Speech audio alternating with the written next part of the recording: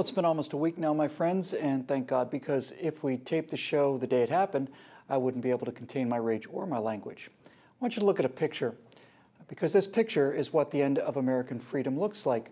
A man makes a movie about Muhammad, thinking, delusionally as it turns out, that here in America, our single greatest and most precious freedom, namely the defining concept that powers this reactor of creativity, the right to speak and say what you damn well think without fear of government arrest or murder, well, you'd think that right would protect him from this kind of intimidation, but he was wrong.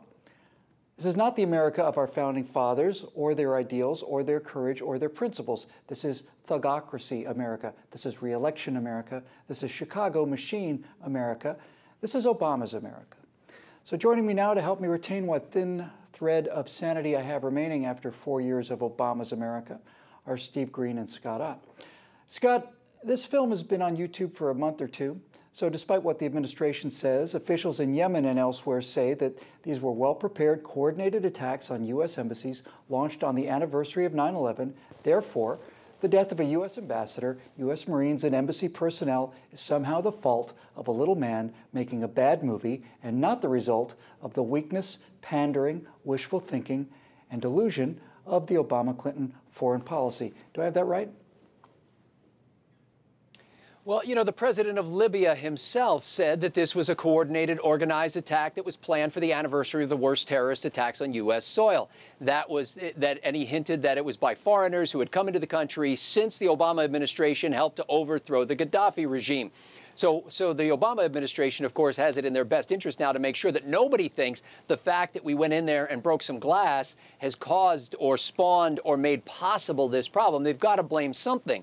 It is humiliating as an American to hear the guy who's supposed to be our chief executive officer, and in a way, he's not a king. He doesn't speak for the country. He can speak for the government. But to hear him essentially start going after one of our fundamental freedoms that was declared in the First Amendment, but that pre-existed the Constitution, for him to do this is abhorrent. It's unbelievable. I agree with Glenn Reynolds at Instapundit.com. He should resign. Yeah, I'm sure that'll happen.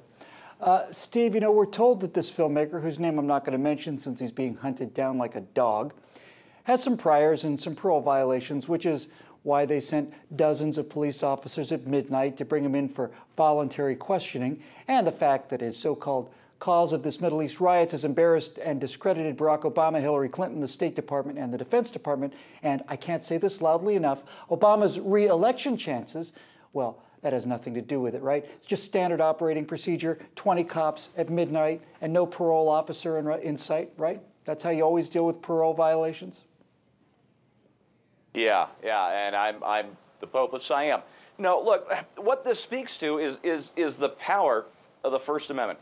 Here's one guy, he seems to have kind of a tenuous grip on reality. I've seen his movie. It's the Be Kind rewind of Agitprop. This is not good filmmaking. It's not offensive filmmaking. It's kind of charming in just how terrible and awful it is. It might rise to the level of charmingly incompetent. And yet this guy was able to do all of this in the Middle East? Well, no, he didn't do all of that in the Middle East. That was the pretext. These attacks were planned, of course. But what he did with his one lonely kind of wacky voice was to get the entire executive branch of the federal government to rise up to slap him down. That is a powerful thing, and it's why they came after him, not because he was the pretext, but because the First Amendment gives all of us that power. He's the example, not for uppity filmmakers, but for all of us. That's exactly correct. Scott, you know, any cursory reading of history shows that Islam has been at war not only with the West, but also with the entire world since its inception.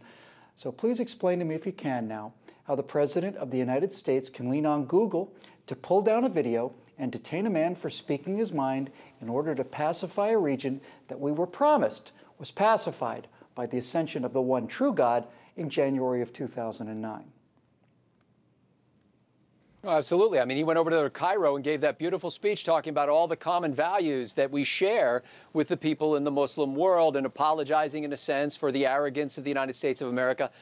Oh, how I dream of a president of the United States who, when something like this happened, would say, listen, the people in my country say what they please. And in fact, if you'd like to escape the monarchical, dictatorial, theocratic regime that you now live under and come over to our country, guess what? You can stand in the streets and preach Islam till the cows come home. You can say what you please in this country, and as long as you don't hurt somebody else's person or property, you have freedom and liberty.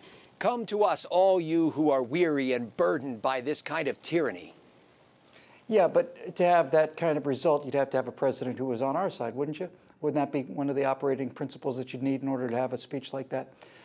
Steve, how many of the big directors, I mean people who deliberately make controversial films, guys like Martin Scorsese and Steven Spielberg, Oliver Stone, and others, who by remaining silent in the face of this outrage should now and for the rest of their lives submit their films to a board of Yemeni savages to be sure that nothing in it hurts their feelings. And if it does hurt their feelings, they should be willing to gracefully submit to being placed in a police car at midnight by 20 or so sheriff's deputies, while images of their homes and directions to their families can be broadcast so that the offended can get their satisfaction.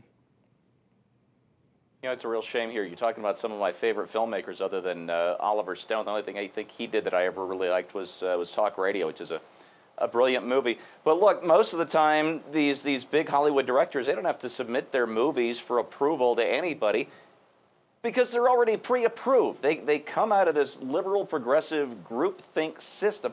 I just watched the trailer for Spielberg's Lincoln movie that's coming out here just in time for the election.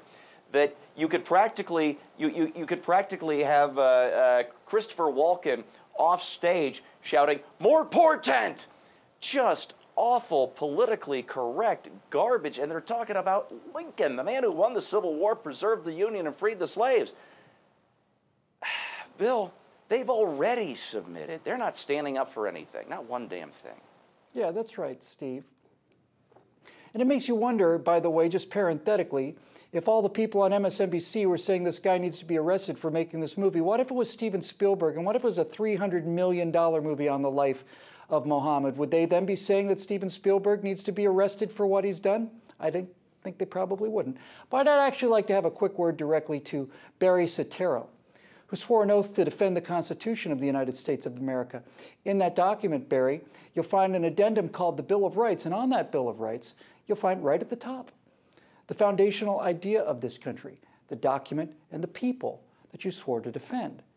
You handed that most precious gift in the history of the world, the right to think and speak without fear, a right that's been defended and paid for by rivers of blood, to our mortal enemies in exchange for enough peace to get yourself reelected so that you can lie under that same oath again. I pray to God that there is a law of heaven higher and nobler and sterner than the laws that you trample down here on earth, because the willful violation of so sacred a trust over the graves of so many patriots and ripped from the hearts of a great and decent people who championed that freedom around the world deserves a punishment far richer than the one that you're going to receive this November when those self-same people have closed curtain behind them and finally unleash their righteous rage on what is without question the most dishonorable, treasonous, self-aggrandizing, evil bastard the office of the President of the United States has ever seen.